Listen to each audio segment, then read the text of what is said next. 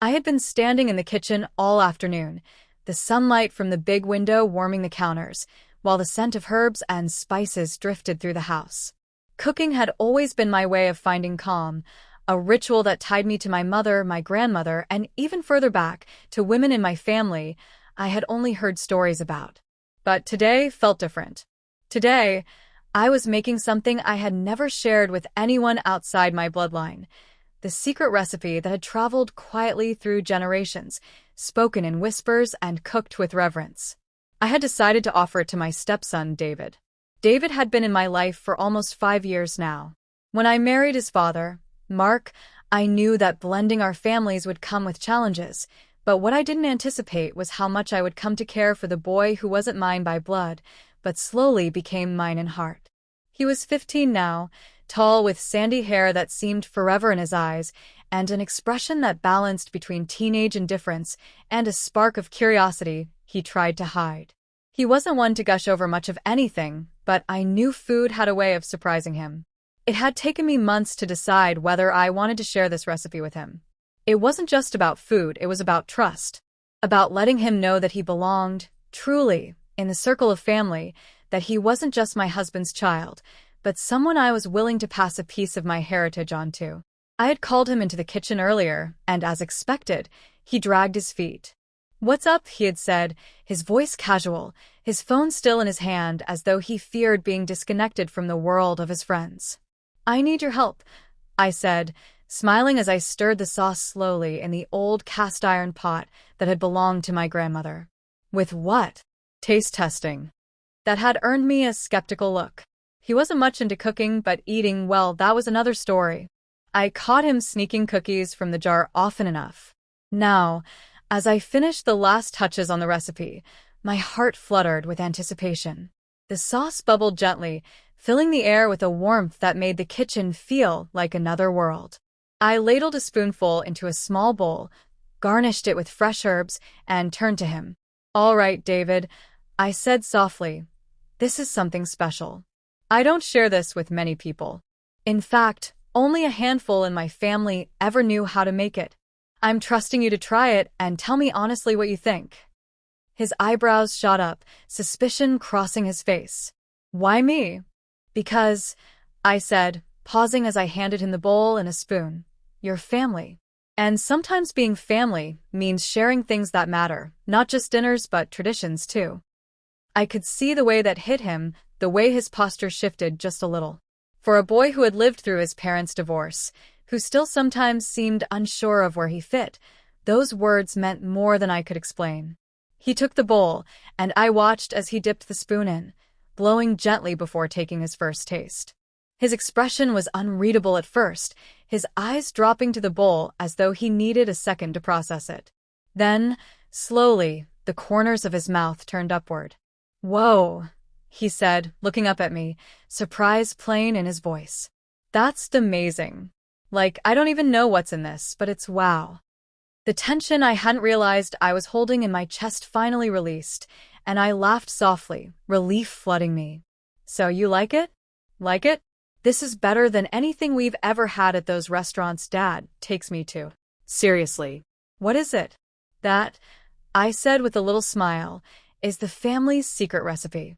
And now, I'm trusting you with it." His eyes widened again, and for the first time in a long time, I saw not just the teenager who tried to act too cool for everything, but the boy who longed to belong to something bigger than himself. "You're trusting me? Like, with a family secret?" "Yes," I said simply. "Because you're a part of this family. And I think you deserve to carry it forward if you wanna." He looked at me for a long moment, spoon still in his hand, and I could see the weight of it settling in, the realization that this was more than just about food. This was about me telling him that he wasn't just Mark's son, he was my son too, in all the ways that counted. From that moment, something shifted between us. Over the next weeks, David began coming into the kitchen more often. At first, it was casual. He'd wander in, sit on the counter, ask what I was making. But gradually, curiosity turned into participation. He started chopping vegetables, sometimes clumsily, sometimes with focus. I taught him how to hold a knife properly, how to season without overpowering, how to taste as you go. He grumbled at first, but then, to my delight, he began asking questions. What makes the sauce thicken like that? Why do you add the garlic at the end instead of the beginning? What happens if you use fresh tomatoes instead of canned? Every question was an opening, and every answer deepened the bond we were building. Cooking became our language, a bridge across the awkward silences and teenage shrugs. Mark noticed it too. One evening, as we sat around the table with David proudly presenting a dish we had worked on together, Mark caught my eye and smiled, his gaze filled with gratitude. I've never seen him this excited about anything, he whispered later that night when David had gone upstairs. Thank you for giving that to him. I shook my head softly. It's not me. It's the food. It has a way of bringing people together. But deep down, I knew it was more than the food. It was the act of offering trust, of letting him in on something sacred. It was about telling him he belonged, in this kitchen, in this home, in this family. Months passed, and the kitchen became a place of laughter, mistakes, and triumphs. We burned bread, oversalted soups, and once even dropped an entire pie on the floor, sending us both into uncontrollable fits of laughter. But we also created meals that brought the family together, meals that David took pride in serving. And then, one evening, something happened that took me by surprise. We had just finished making the recipe again, the one I had first shared with him. As we sat down at the table, David cleared his throat, his cheeks tinged with the faintest blush. Hey, he said, glancing between me and Mark. So, I was thinking, could we write this recipe down? Like, keep it somewhere safe? Maybe even add some of the stuff we've been trying together? You know, make it ours. My heart swelled so suddenly it almost hurt. Ours. I repeated, the word rolling gently off my tongue like something fragile and beautiful.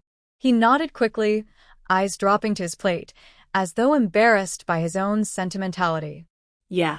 I mean, I know it's your family's thing, but it feels like, I don't know, like it could be mine too now. I reached across the table and placed my hand gently over his. It already is, David. It already is. In that moment, I realized something profound. Sharing the recipe hadn't just been about tradition, it had been about love. About creating a place where David could plant roots, where he could feel that he belonged not just in name, but in spirit. And maybe, years from now, he'd stand in his own kitchen, sunlight streaming through the window, and offer that same recipe to someone he loved, telling them, "This is our family's secret. And now, I'm trusting you with it."